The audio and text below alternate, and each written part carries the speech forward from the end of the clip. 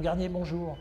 Merci d'avoir répondu favorablement à notre demande de rendez-vous, préparatoire donc à la future Assemblée Générale, dans laquelle nous allons présenter votre projet d'installation d'antenne relais donc, au-dessus de l'immeuble sur la terrasse. Nous vous avions demandé à ce titre de nous présenter quelques documents, des plans et d'autres informations. Et nous vous remercions de nous les avoir communiqués. Alors, Madame Martinez donc, a fait parvenir ces éléments d'information à la copropriété. Et pour être franc avec vous, nous avons déjà quelques questions et surtout des inquiétudes concernant l'exposition future générée par ce projet antennaire par rapport au champ électromagnétique. C'est vraiment une inquiétude de nos copropriétaires.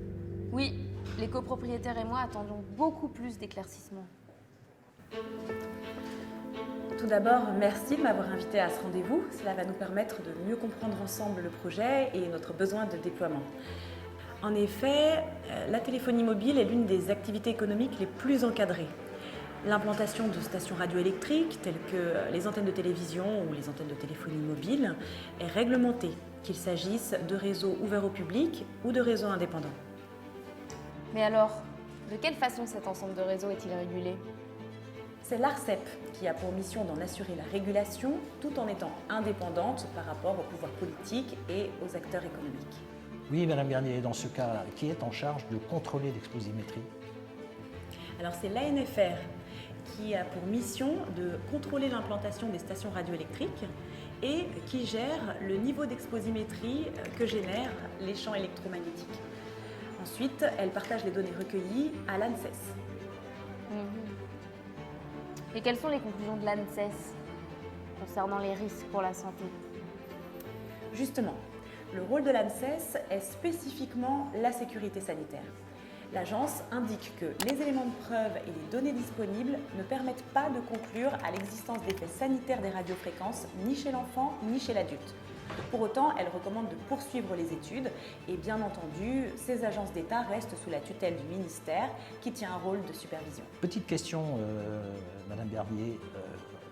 Comment être sûr que les champs électromagnétiques générés par vos futures antennes ne sont pas dangereuses pour nos copropriétaires et pour l'environnement ? Je comprends tout à fait votre interrogation. Mais sachez-le, c'est un consensus international. Il n'existe aucune preuve d'un danger pour la santé lorsque l'exposition aux ondes radio est inférieure au seuil OMS, Organisation mondiale de la santé.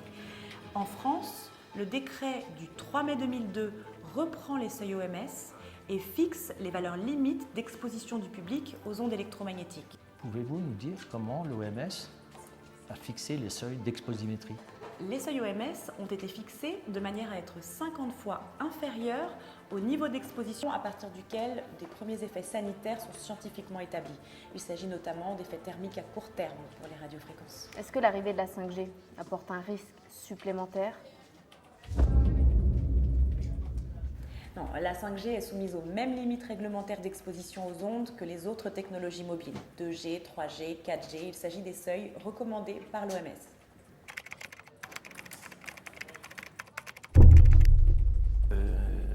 Est-il possible de réaliser des mesures de champ dans son domicile ? Pouvez-vous nous dire s'il est possible de faire réaliser des mesures de champ dans son domicile ? Oui, tout à fait. Il existe un dispositif national de surveillance et de mesure à l'exposition du public aux ondes électromagnétiques depuis janvier 2014. Il permet à chacun de solliciter gratuitement une mesure de son exposition dans son logement ou dans les lieux publics. C'est l'ANFR qui gère le dispositif.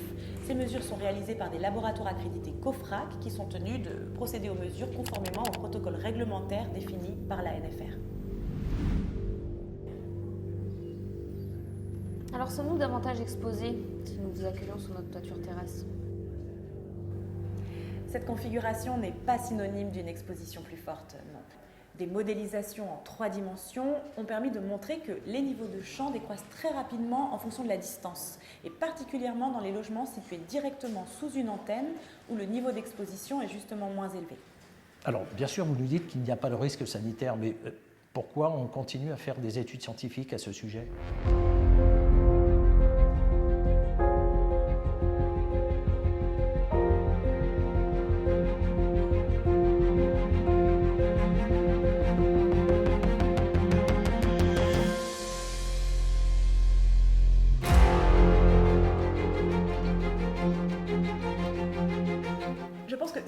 réflexion citoyenne. En effet, les nouvelles technologies ne cessent d'évoluer. Il est donc d'intérêt public que les études scientifiques se poursuivent en fonction. Je pense que si ce n'était pas le cas, nous serions tous en droit de le leur reprocher.